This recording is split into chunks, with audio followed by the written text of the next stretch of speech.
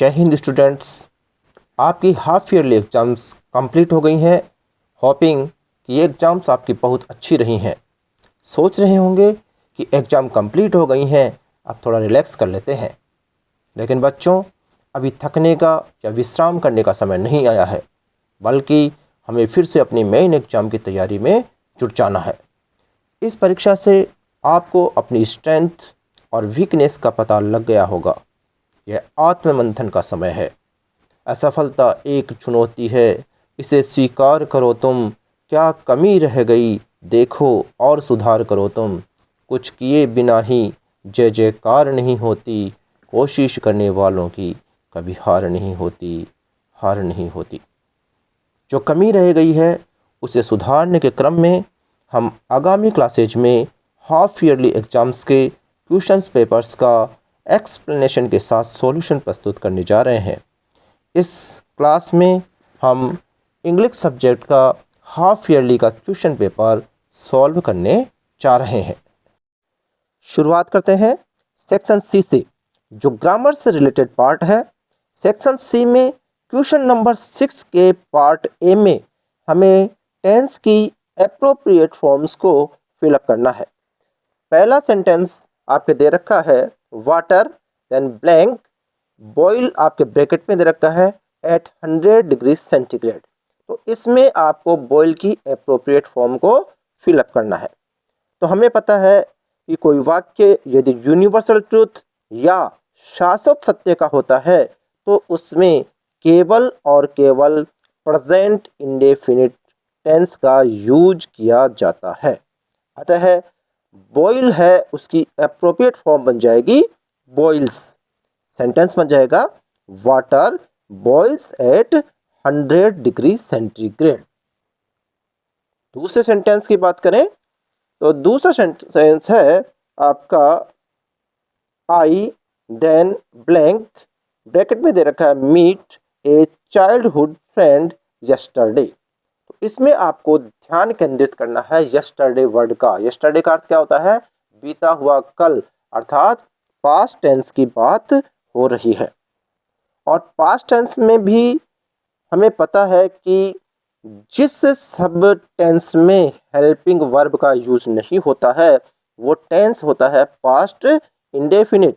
और past indefinite में सदैव और सदैव जो अफर्मेटिव सेंटेंस होते हैं उनमें केवल वर्ब की सेकंड फॉर्म का यूज किया जाता है। अतः जो मीट आपकी वर्ब है उसके लिए एप्रोप्रिएट वर्ब या फॉर्म बनेगी मेट, क्योंकि मेट क्या है? मीट की सेकंड फॉर्म होती है। तो आपका सेंटेंस बन जाएगा I met a childhood friend yesterday. Question number 6 का बी है, उसमें आपको करेक्ट ऑप्शन को चूज करना है और यह भी टेंस के ऊपर ही बेस है। फ़र्क इतना सा है कि इसमें अब आपको ब्लैंक में फिल न करके इसको दे दिया आपका मल्टीपल चॉइस, यानी ABCD ऑप्शन दे रखा है। उसमें जो करेक्ट आंसर है उसको आपको चूज करना है।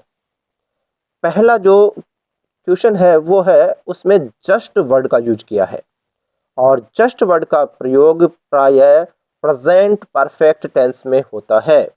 और हमें पता है कि प्रेजेंट परफेक्ट टेंस की हेल्पिंग वर्ब होती है हैज या हैव। और मेन वर्ब की बात करें तो मेन वर्ब की हमेशा इसमें थर्ड फॉर्म यानी V3 का यूज किया जाता है।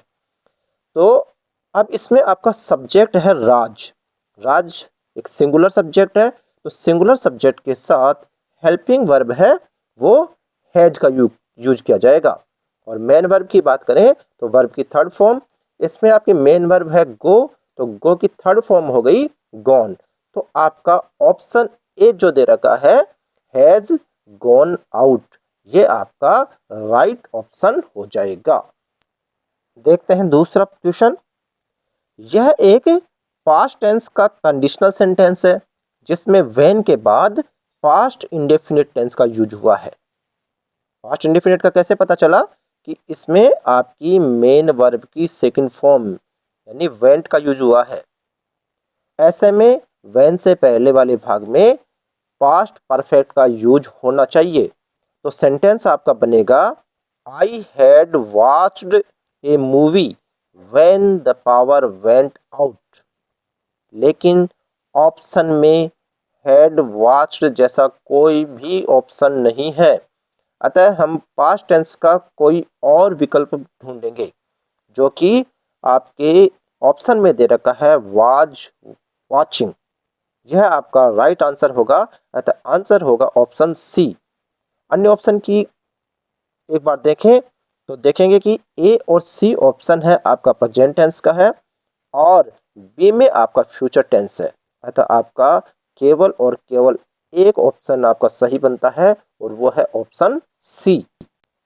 Now we will see question number 7, जिसमें आपको डायरेक्ट स्पीच को इनडायरेक्ट स्पीच में चेंज करना है।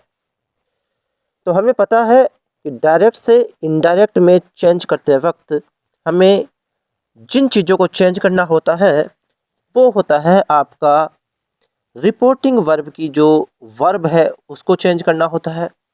उसके बाद में आपका रिपोर्टिंग वर्ब के बाद में जो कोमा और इन्वर्टेड कोमा है उनको हटाना होता है और उनकी जगह पे कंजक्शन का यूज करना होता है।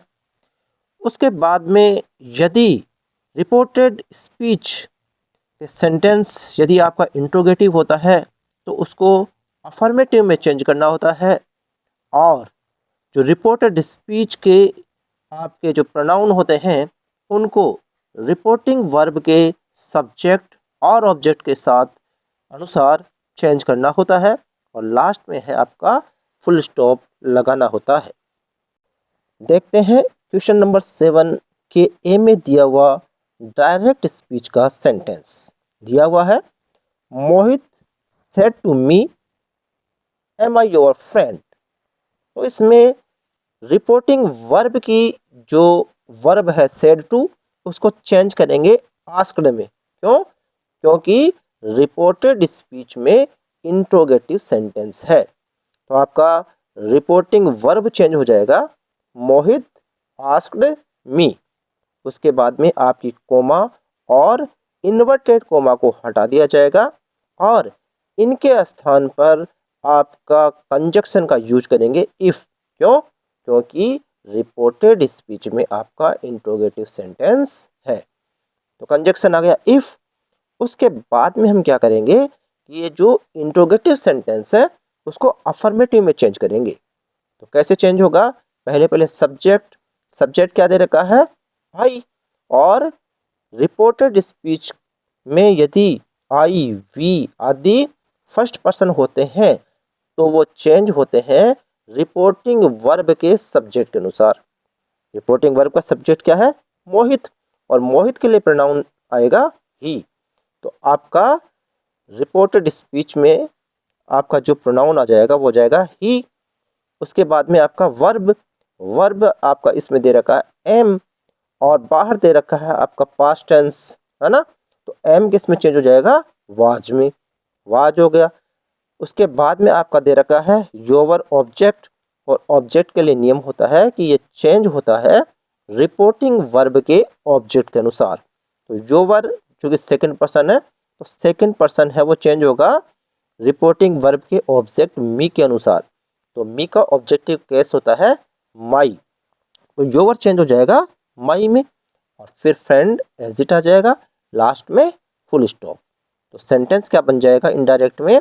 मोहित asked me if he was my friend and full stop. B में आपके डायरेक्ट स्पीच का सेंटेंस दे रखा है, the teacher said to students help the poor. तो इसमें रिपोर्टेड स्पीच में आपका इम्पेरेटिव सेंटेंस है। कौन सा सेंटेंस है? इम्पेरेटिव सेंटेंस है। तो इम्पेरेटिव सेंटेंस में क्या होता है कि कोमा और इन्वर्टेड कोमा को हटाकर कंजक्शन टू का यूज किया जाता है और उसके बाद में आपका सेंटेंस है एज इट लिख दिया जाता है। और रिपोर्टिंग वर्ब की जो वर्ब है सेड टू उसको नॉर्मली आस्क्ड में हम चेंज कर देते हैं। तो आपका इनडायरेक्ट स्पीच का सेंटेंस बन जाएगा, the teacher asked students to help the poor then full stop. Question number 8, related है वर्ब एग्रीमेंट से। वर्ब एग्रीमेंट के कुछ रूल्स होते हैं, उसके हिसाब से हमें हेल्पिंग वर्ब या मेन वर्ब का यूज करना होता है। क्वेश्चन नंबर 8 में फर्स्ट आपका सेंटेंस है many a rose blank, bracket में दे रखा है is oblique are born to blush unseen. Many a के लिए रूल होता है कि इसके साथ सदैव सिंगुलर हेल्पिंग वर्ब या मेन वर्ब का यूज किया जाता है। दिए गए सेंटेंस में सिंगुलर वर्ब है इज, अतः आपका ब्लैंक में भरा जाएगा is.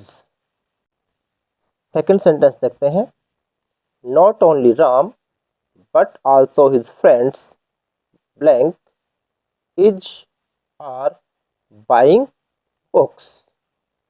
Not only but also के लिए नियम है कि इसमें हेल्पिंग वर्ब हमेशा बाद वाले सब्जेक्ट के अनुसार आती है, और इस सेंटेंस में बाद वाला जो सब्जेक्ट है वो है आपका हिज फ्रेंड्स, जो कि प्लूरल सब्जेक्ट है।